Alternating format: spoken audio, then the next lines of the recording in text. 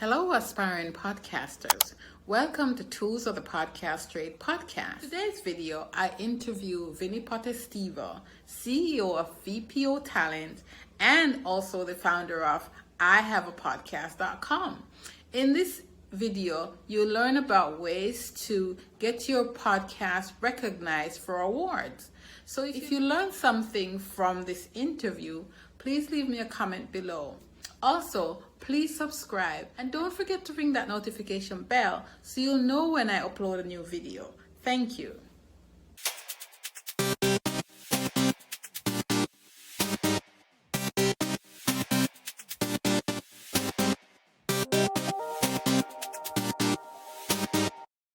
My guest today is Vinnie Potestivo. Thanks for coming and joining me today, Vinnie. I appreciate you. Oh, thanks, Jen. Thanks for having me. Yes, for sure. Before we get into what you do, could you tell me who is Vinnie? Yes. The who is question. Who is Vinnie? I'm the oldest brother of 6.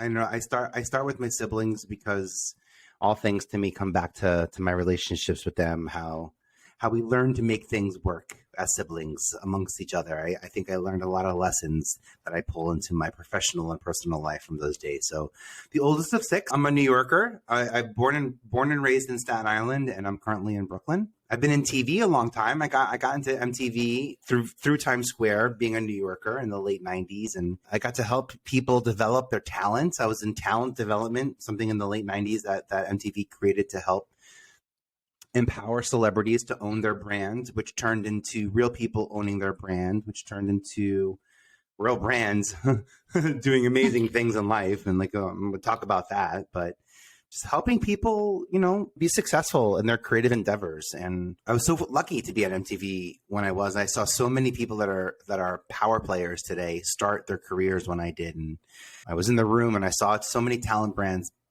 get created. And I was also, on a platform where I saw many of them get destroyed. So I learned a lot in my 10 years working in TV. And then the last 15 years being in this independent market where I get to, thanks to the iPhone, everyone became a creator in 2007 when I left MTV. So I had a lot more people I could work with than I did the first 10 years of my career. And it's been the most rewarding, Okay. these last ones for sure. Okay.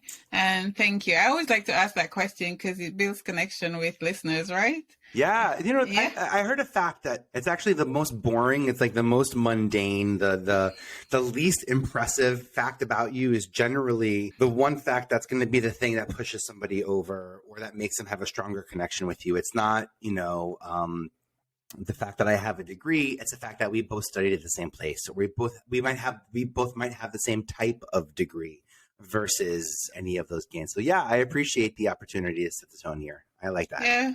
Yeah, for sure. Because I lived in Brooklyn and I'm on my way to Staten Island. So I love that. I love that. I'm from the middle of Staten Island called Great Kills. So I grew up playing in the woods, before the developments were created and before more housing and more housing and more housing. But it was a stinky time. It was the stinky era of, the garbage dump was an active garbage dump. And there were summers where it was too hot for us to play outside because the odors and the gas. So we had to play inside. I actually spent 3 months a year in Kansas where my mom is from. So I really want to say I appreciate that because I got 9 months of my life in New York City, being an Italian, hitting the cold hard concrete. And then I would go to Kansas where I was Italian and I would hit the concrete. It was a whole different story. The cement, I'd come back. Ooh, I stubbed my toe on the cement. I tell my friends, cement? What are you talking about? Italian cement. I'm like, no, yeah. And also in Kansas, they have Dr. Pepper. Guys, Kansas isn't as bad. It's great. You think it's, you think it's just Dorothy and the Wizard of Oz, but they have ginger ale and Dr. Pepper. I would come back and finally those drinks have made their way over here. Oh my God, that's so funny. All right. Thanks. But it's those moments, it's those family moments that inspired me to, to be able to live in people's life. I was someone in reality TV. What I did for reality TV in the early 90s, early 2000s, finding the Housewives of New Jersey or casting Punk'd or working on the Osbournes or Newlyweds with Jessica Simpson and Nick Lachey. I'm living in their lives. I'm like living in their worlds. And I'm a big dude. I'm 6'3". Like I got presence, but you learn how to coexist. The same way that I learned to coexist in New York and in Kansas as a kid, and being the oldest sibling, you learn to make, other dreams come true. And and I was going to say this, and you get people to come up with your ideas. That's been my biggest trick, I have to say, is getting people to come up with my ideas so that it's their ideas. And I'm like, oh, that's a great idea. I know how to make that happen. And that's, by the way, all of my successes in TV and film and working with talent, it literally comes from that. And it comes from an understanding of goals, understanding of how someone might execute it. And then just putting the seed in their head. But I hardly ever, I hate to say this because I get so much credit, but I hardly ever come up with anything. I hear it. I get it from you. You say it in these sentences and word fragments and energies, and you say it without saying it, but I hear it and I'm like, oh, do you mean yes, and now those turn into podcasts and those turn into books and speaking tours and courses, and it's so fulfilling to help people make great content. I watched a lot of people make good content, which is dangerous. Good gets people watch good content. They don't act on good content. They don't share good. They share great content. They act on great content. They call their mom and tell them what they were watching on great content, So I love helping people, get to great real quick. It's possible. All right. So give us some secrets on what great content is as it relates to podcasters. I like that. You're like, okay, so show up. All right. I'll come with two out of the gate real quick that people think happens much later in the podcast game. Specifically, we could talk about podcasters. One is winning awards. I am so passionate about helping people win awards. I don't mean to set you up for this question, but I would say it this way. How many awards has your podcast won? None. Yeah. And how many have you applied for? None. Yeah, that's the reason why. That's literally what's holding you back from winning awards is applying. I have identified over 50 awards. Please come to pe.tv. I will be mentioning a lot of resources. Everything that I'm going to share is in my Creator Accelerator, which is free. So please come and sign up for a Plus account, which is a free account. But I've identified over 50 awards that I know people traditionally aren't aware of. And I'm teaching people how to go out and find awards. Look, you want to be on award-winning lists. You want to be an award-winning communicator as a lawyer, because if a TV network is looking for a legal correspondent, they're going to type in lawyer, possibly podcast, probably award-winning lawyer. And there's going to be one way to stand out would be having a legal podcast that does have an award to it. And that's actually... it's a beautiful, beautiful trick, but winning an award, it's also something that's not selfish. It's not something that is generally won in solitude. It's usually a group win. So I love awards. I love Emmys and Oscars and W3s, all those awards, that Grammys, anything that is, teams and teams of people. And for the actors, the lead actor and the lead actresses out there, the few and far of those solo awards that are out there, those are the ones that have the longest thank you speeches because they have the most people to thank. You know what I mean? So it's definitely a group win. But awards are so important.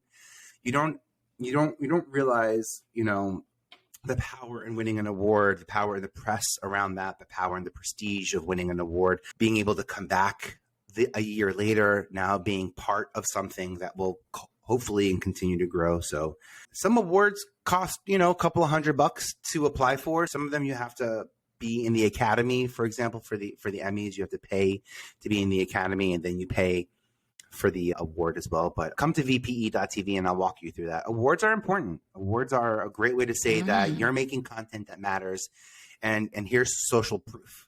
Right. And other social proof is credits. So here's something that most people aren't doing right now is they're not putting their podcasts on imdb.com.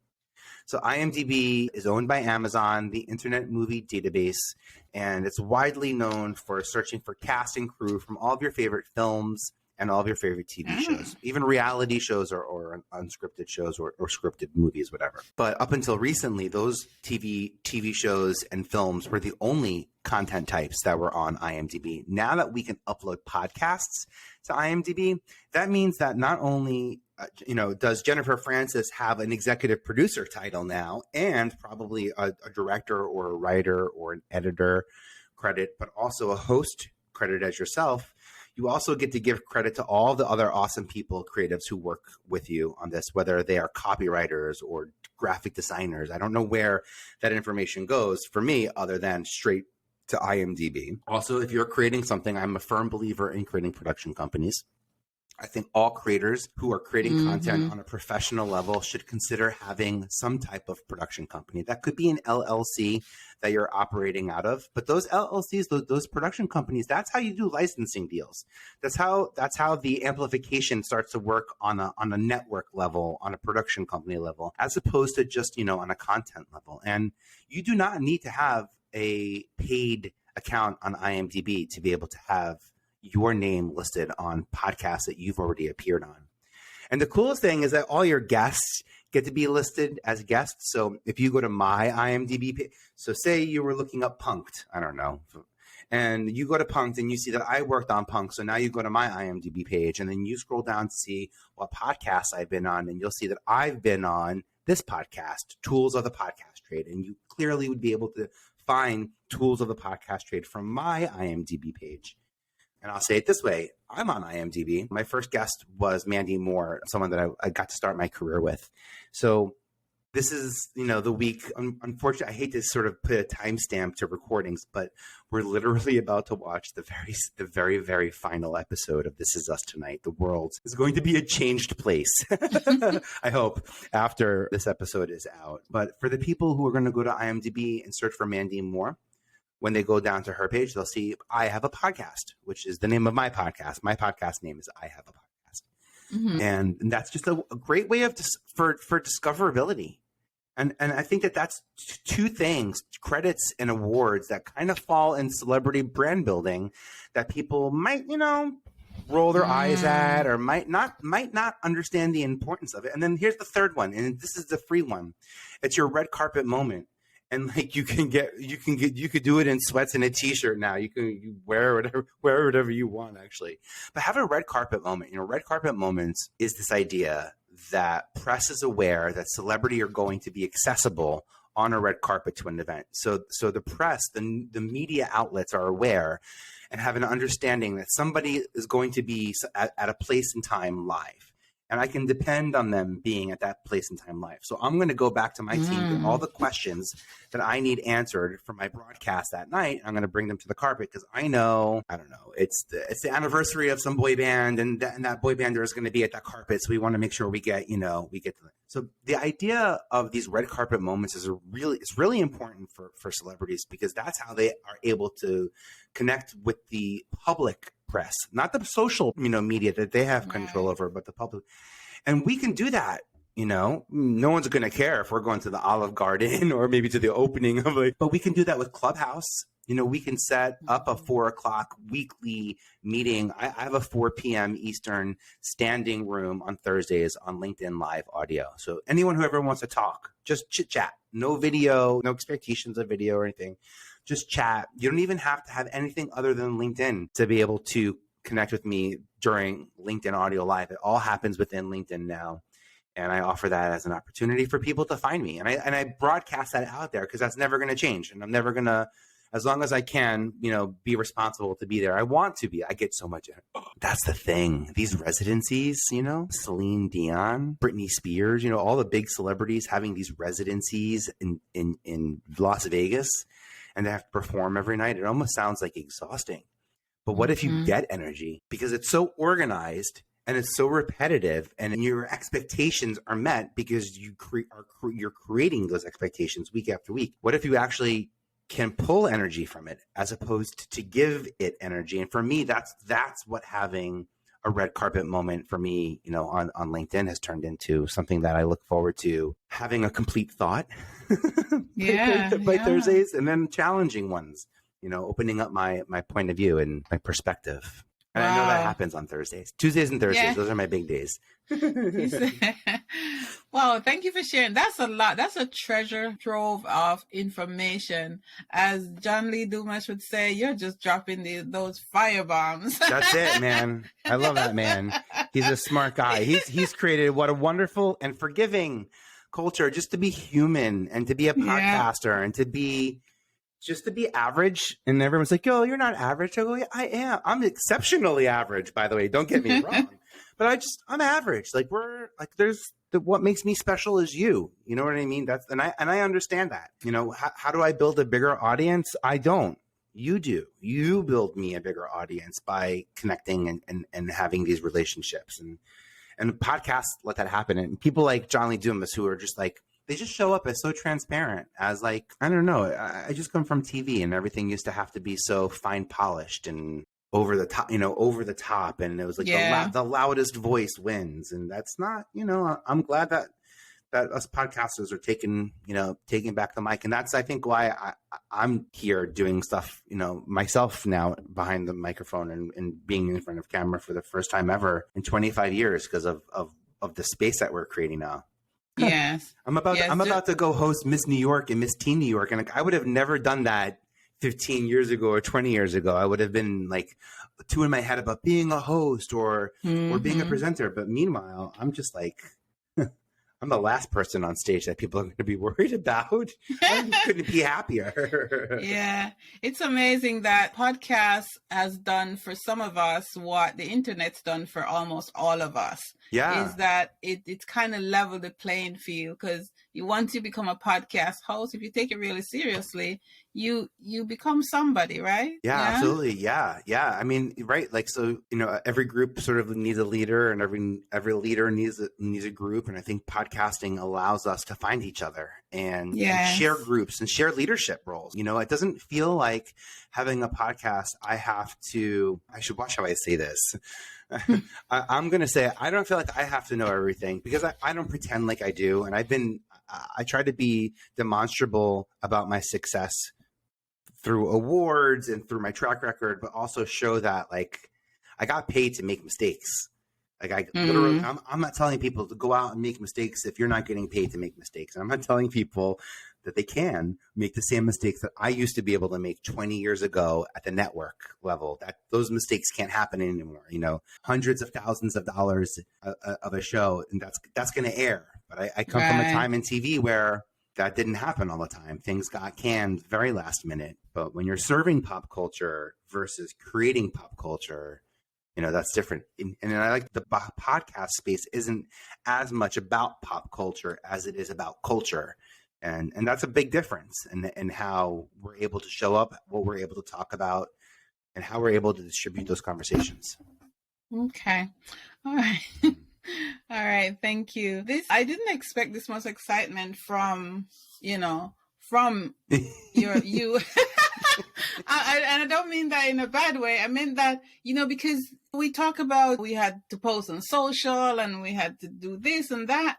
But these three things that you just pointed out, I mean, I've never thought of any of those things. And if someone said you should, enter your podcast for an award, I was like, why would I want to do that? But I really appreciate you bringing these three things up. And I want to lead that in to ask you, how can we, as podcasters, we have a lot of new podcasters listening. How can we pitch our podcast to others in a more professional and enticing way?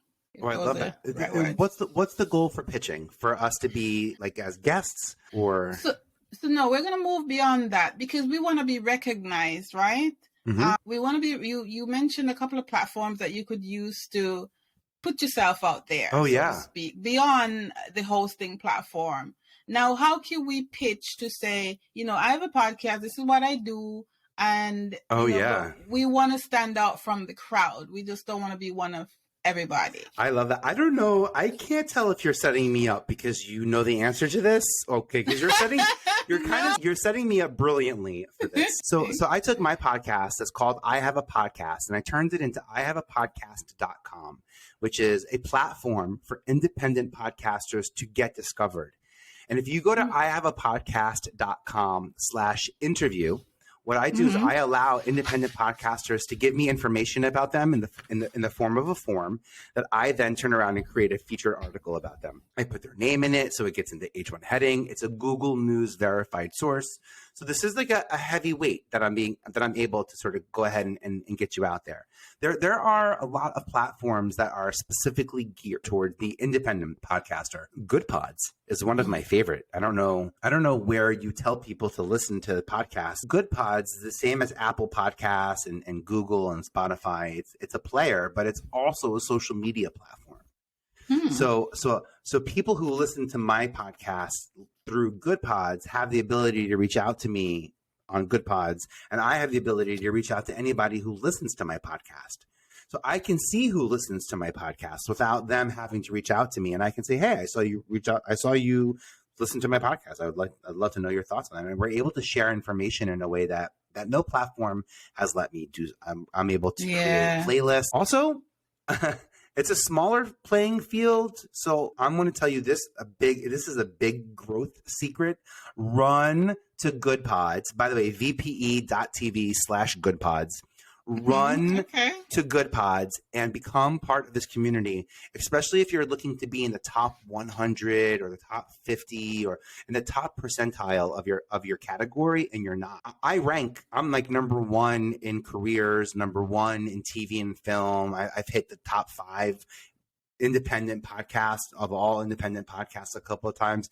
But on Apple Podcasts and Google Podcasts and Spotify, my podcast doesn't have that type of reach or performance. But that's okay, because I'm very clear. I'm number 1 on Good Pods in careers and TV, film, and overall.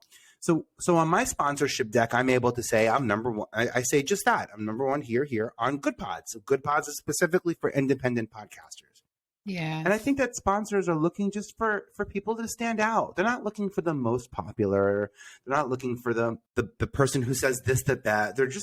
We're looking for people who stand out. So this doesn't mean you're number 1 in any specific category or in anyone's eyes. I'm just giving you like little ways that you can help stand out that make you different than, everybody else that's out there. And these data points, they play nicely in the room. When you're comparing apples to apples and you're a public figure and you're calling yourself a public figure on Instagram and you have, a couple of 100 followers, and then you have those public figures on Instagram that have millions of followers.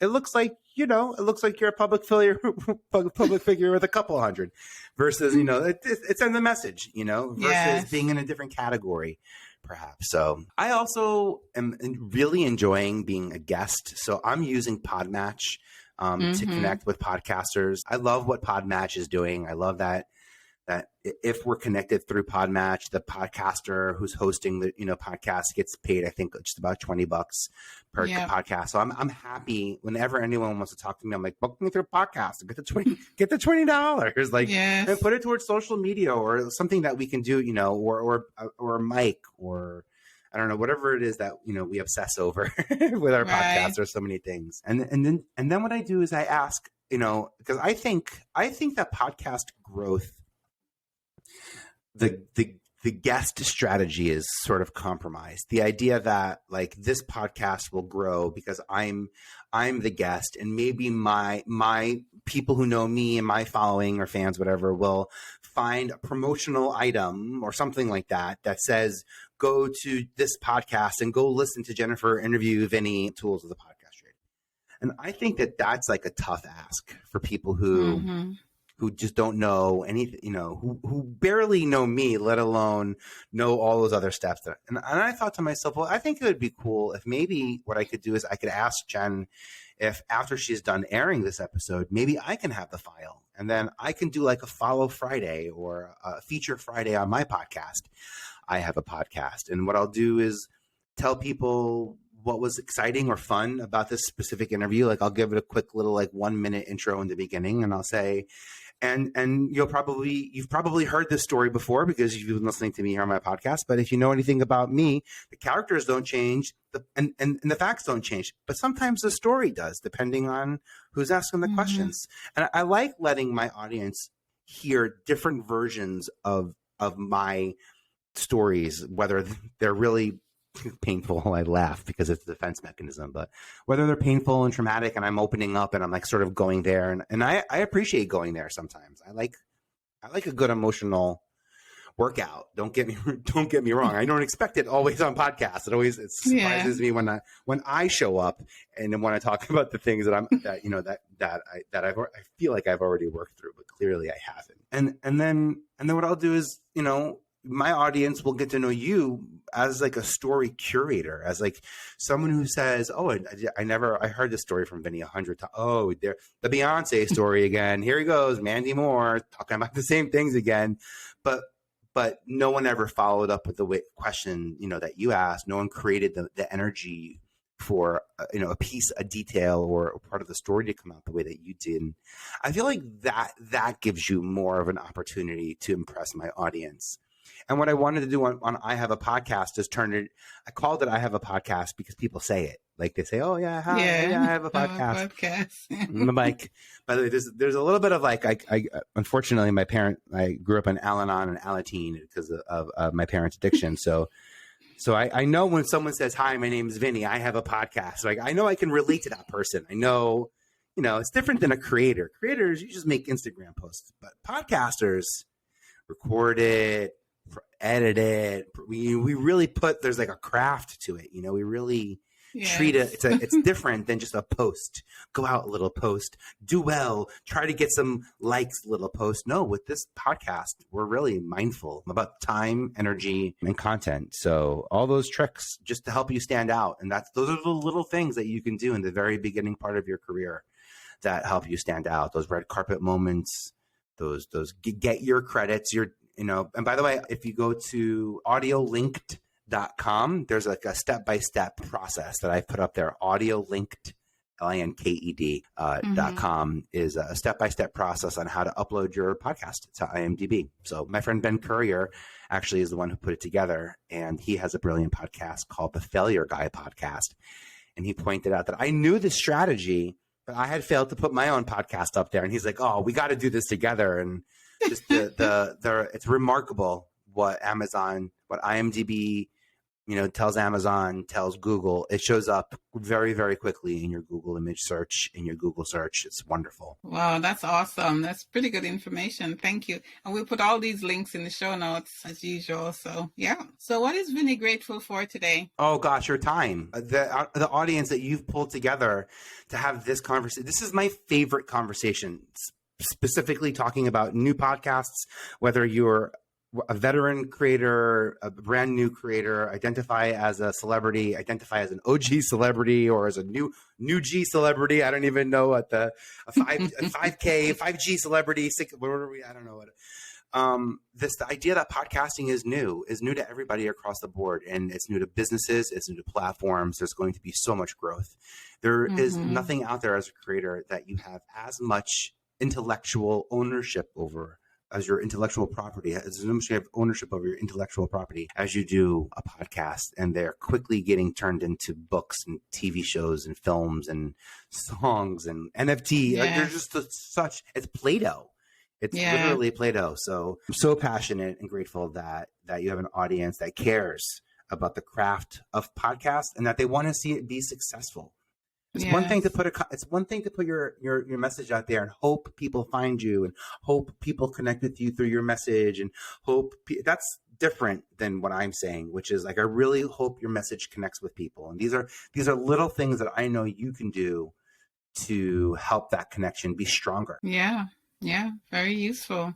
Thank you. Thank you for sharing. Yeah. And just tell us how we could get in touch with you. You've given us some links, but how can we get in touch with Vinnie? How can we even watch your LinkedIn? Oh, yeah. That's awesome. Well, my website, 5 little letters, is vpe.tv. So vpe.tv. And I'm at Vinnie Potestivo on all social. So on LinkedIn and Twitter is where I tend to sort of respond the quickest, the fastest. And my name is, I guess you can just look at the podcast. It's a long name, but look up Jennifer on her socials, and then we'll be connected as friends, and you can find me out and reach out. I work with my friends. I used to have a really hard time saying that 10, 15, 20, even 5 years ago. People would be like, "Vin, you're really not supposed to say you work with your friends." I'm not saying I only work with people that I get along with. I have great friends that I don't get along with because of personality differences or goal differences, or like I have lots of people in my life that I found to respectfully keep. I need that energy, that different energy in my life. I respect my friends who have very different polarizing, opinions than me. Understanding how people create helps me understand how people receive. And I'm like a lifelong watcher, viewer, of how we connect and how we create these relationships. And any way I can help you retain them, through audience development, through newsletter and all that stuff, I'm just happy to reach out and help. I mean, I'm happy to help. So please reach out and just say, hey, let me know what you're working on, and any small way that I can help you. And then get you into my Creator Accelerator. It's free. Yes. It's free. I want you to have this information. It's like, I feel burdened. By the way, I feel like I need like 1,000 downloads or I'm not getting into heaven, man. I got some weird shows on I got the Housewives of New Jersey. I got some repentance to do. I know that. No, I'm kidding. That show's going to that's a franchise winner there. All right. Thank you, Vinnie Potestivo, for coming and talking to us today. Now, any parting shots? Oh, I love that. I mean, just create. I love writing ideas down on Word or a Notion. I like writing with my thoughts on a white piece of paper that can be expanded, so that if I feel like my idea needs to get bigger, I can make the space larger. So whether that's filling your desk with lots of Post-it notes, or I love Notion as a place to start, but just like, keeping your notes, writing your notes down and putting them in a place where you have the grace to expand that space and fill it successfully. And reach out and ask for help. Everyone does. All the greats, everyone I've ever worked with who's greats, like the great greats, Beyonce and Mandy and Ashton, and they will 100% tell you, ask for help. People, Ask for help. to get to be the person who helps you is a privilege, by the way. So ask for help. They're waiting for you. Thank you. Oh, what's your favorite tool? Your favorite podcast tool? Oh, so this is a great one. My favorite podcast tool is something called Q, and it's a blog amplifier. So if you go to vpe.tv/QUUU, 3 U's, what this does is it allows you to upload your blog, where you tell the blog that this is a blog about podcasts, about marketing, about female entrepreneurship. And people subscribe to Q for free. They go there, they connect their Hootsuite to it, and they say, oh, I'm a blog. I'm looking for social media. I'm looking for blogs or articles written about these. And when I find them, I'm going to program them and send them to my Facebook and send them to LinkedIn so I can share, like-minded content that I didn't write. So what I'm able to do is help people's stories get out there, the message get out there without the audience needing to find you to be successful at finding that message. I'm able to connect them directly with that message. And that's a really powerful tool. So it goes from podcast to blog to amplifier. And that's how I'm getting my blog to hit all, 3 to 5 dozen English speaking blogs, the medium-sized blogs in the UK and Australia that also then have a trickle down where other platforms are pulling information from them. So I'm really treating each of my podcast episodes not just as stories, but I'm treating myself as the source. And I've set myself up to be able to repetitively give information. And whenever anyone wants that information, I'm at the same exact space where I gave it. So what I try to do is be the source for the conversations that I want to talk about. And that blog amplifier is a big hack. And I stay away from that word, but that's like a big tool. TV/QUUU, 3 U's. It's like literally gasoline on fire when you talk about, because right now most people would say their distribution strategy is Apple Podcasts, Spotify, like the sort of platform play. Maybe one step above that would be people who've identified niche accounts on social media, like, pop culture accounts or podcaster accounts, for example, for you, and where you reach out to those accounts and say, what kind of content can I be sending you every week? I would love for you to be reposting my 30-second reels. I have these types of guests.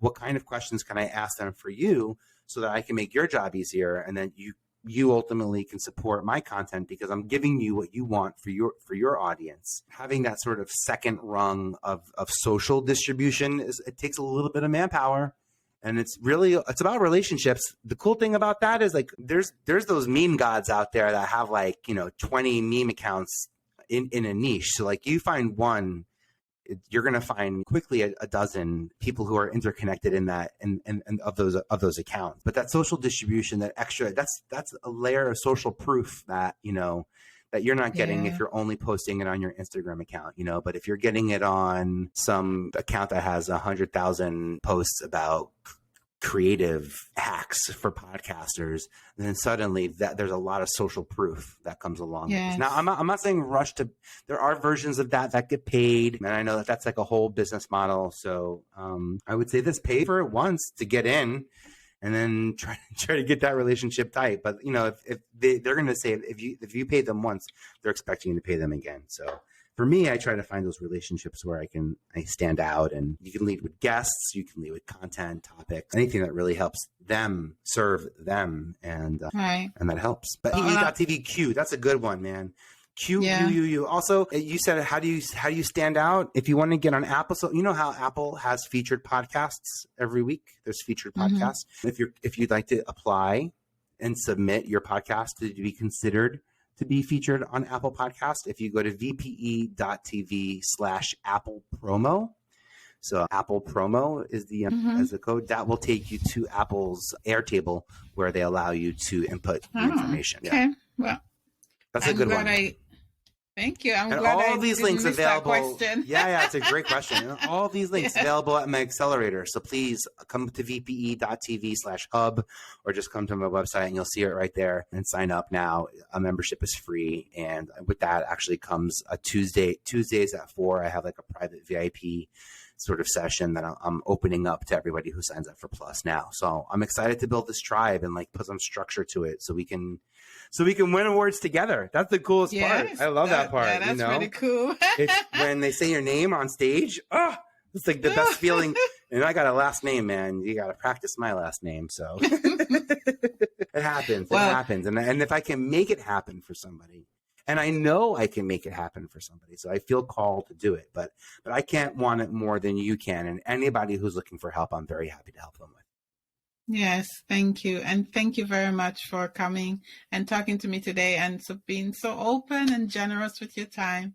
I appreciate you. Thank you. Thank you.